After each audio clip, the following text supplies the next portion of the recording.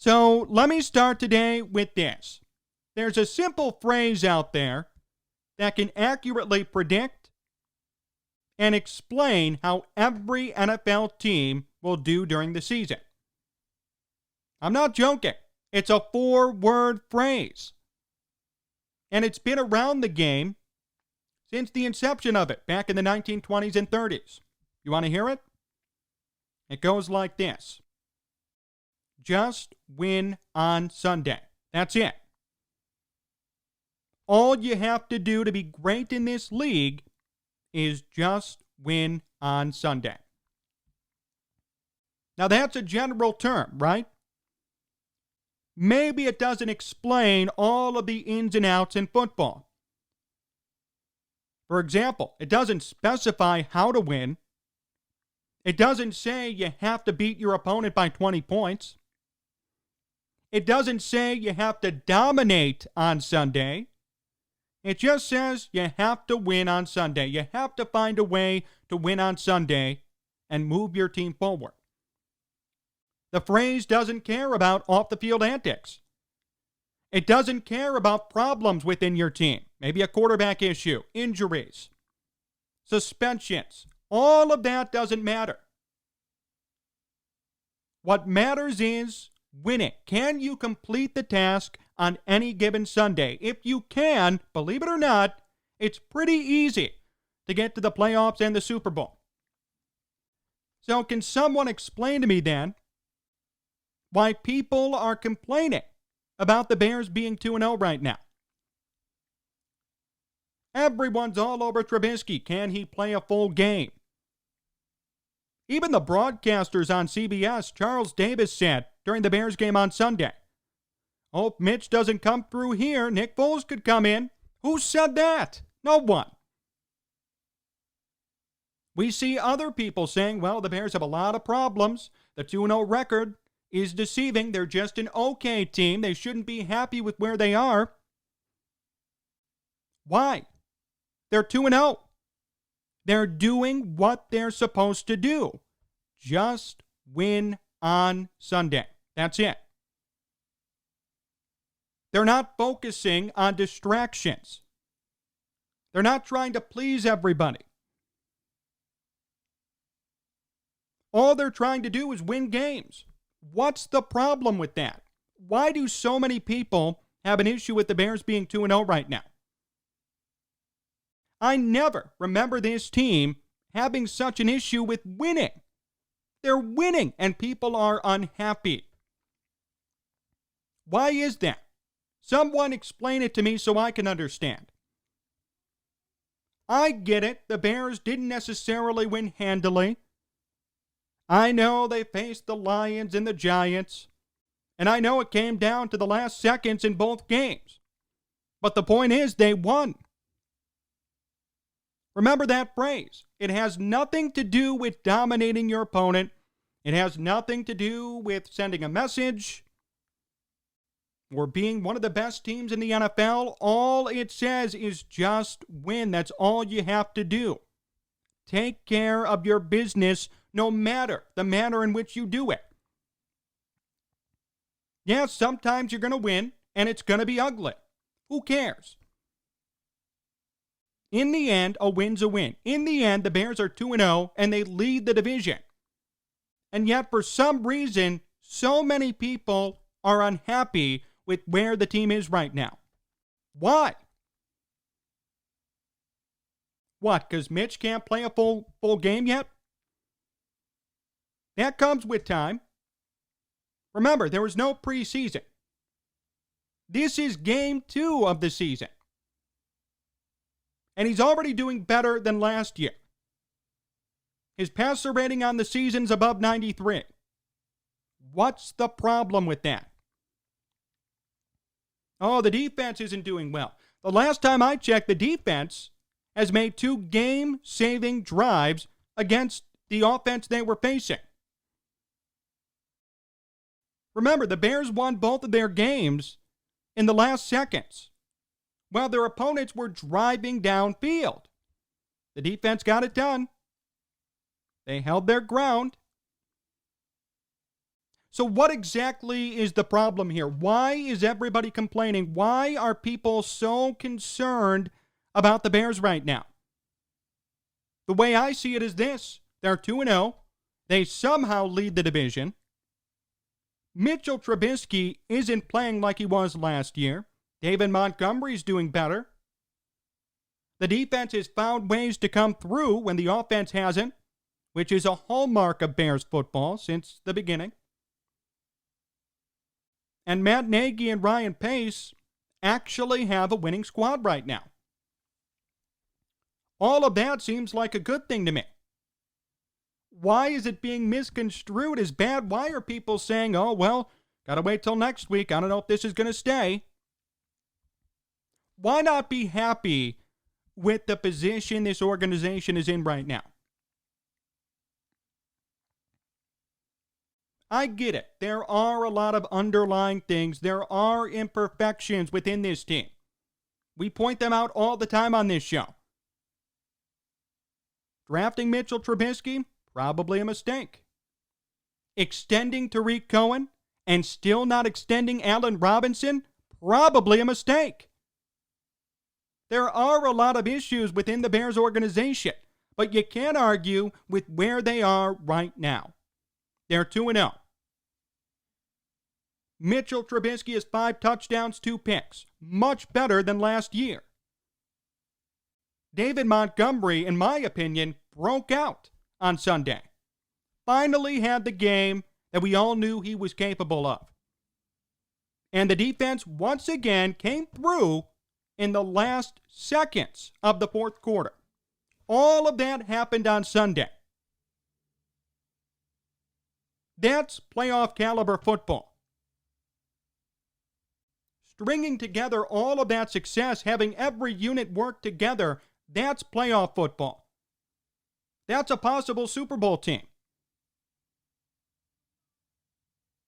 So instead of complaining about this team, instead of pointing out all of their imperfections, let's point out the facts. Let's talk about what really happened on Sunday. Let's not scrutinize the opponent and say, well, it was an easy team. In the end, all of these teams have talent. All of these teams are in the NFL for a reason. Daniel Jones was supposed to have a breakout year. Saquon Barkley is supposed to be good. It's not the Bears' fault he got hurt. I mean, it did help their cause, but that doesn't mean that if he was still there, the Bears would have easily lost. He was doing nothing while he was in the game. Stop nitpicking. Stop pointing out the Bears' imperfections. Stop finding things to bring up and admit it. The Bears are 2-0. And they've got Atlanta this upcoming weekend with possible head coaching changes on the way for that organization. They should be 3-0 after next Sunday, the Bears. What will people say then? What's going to be the hubbub around Chicago? I'm all in. I don't know about you, but I'm all in on this team. They may not have beaten the best opponents. They may not have dominated. But they found ways to win. And in a league in which wins are so hard to come by, in a league in which one bounce of the football could determine your fate, a 2-0 record is nothing to be ashamed about or complain about. So let's stop doing it. Yes, it would be nice if Mitch could play a full game. I'm with you on that. But he's making progress here. I think that's the important thing. Game 1, he played 1 good quarter. Game 2, he played 2 good quarters, a whole half.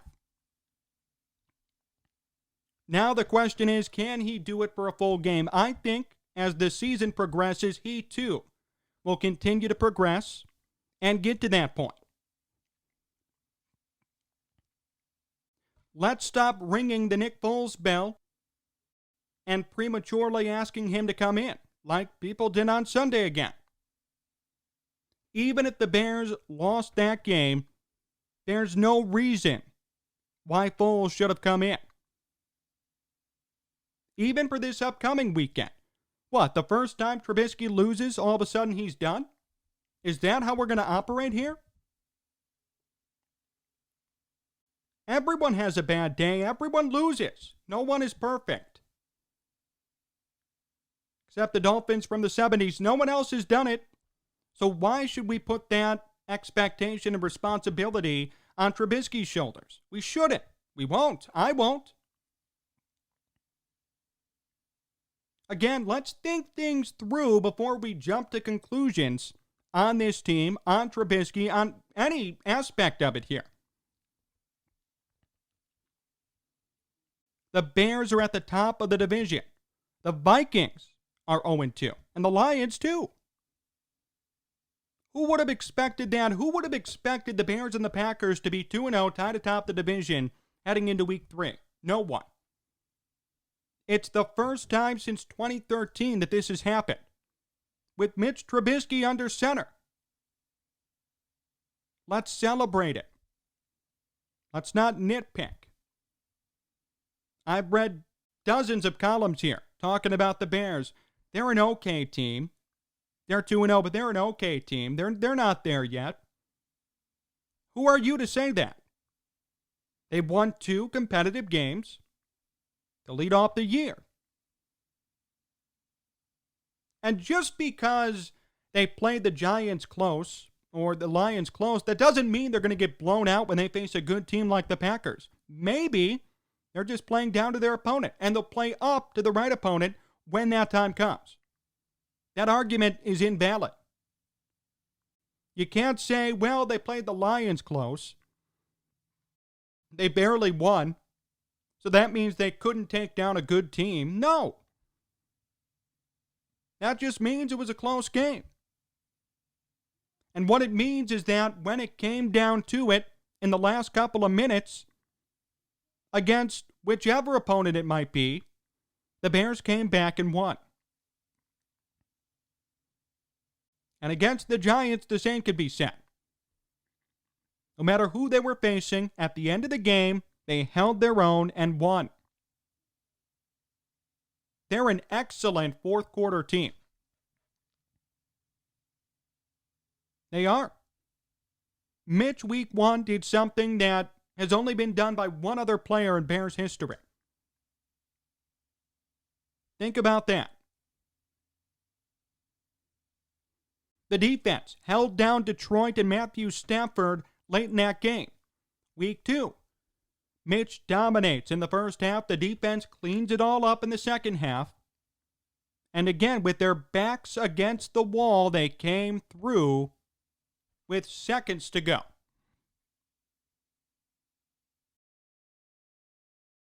That is vintage Bears football. That is something that this entire city should be proud of. We shouldn't be going after them. We should be proud of the fact that they manned up down the stretch and did what they needed to do to win.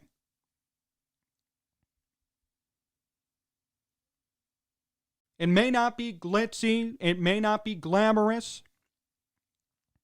There may be minor questions, minor details here and there. But the point is the Bears are 2-0. Deal with it. However you may. It's strange to put that in a negative light, but I've seen so many people do it. If this was any other team, there'd be a completely different rhetoric surrounding it. If this was Tom Brady, it'd be, I told you so, they're 2-0.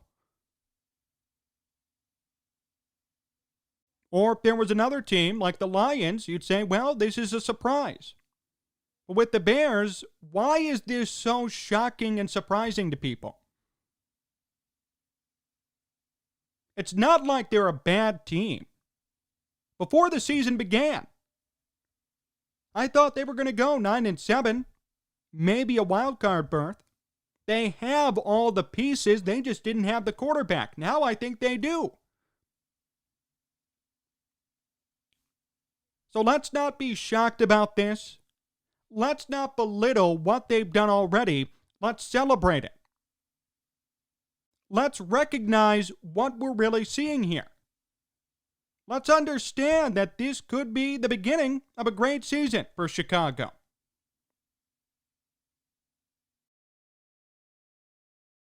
We need to cherish this, not tear it down for no reason or tear it down for any sake.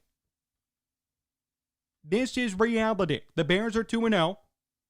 The run game is better. The defense is back to where it was supposed to be.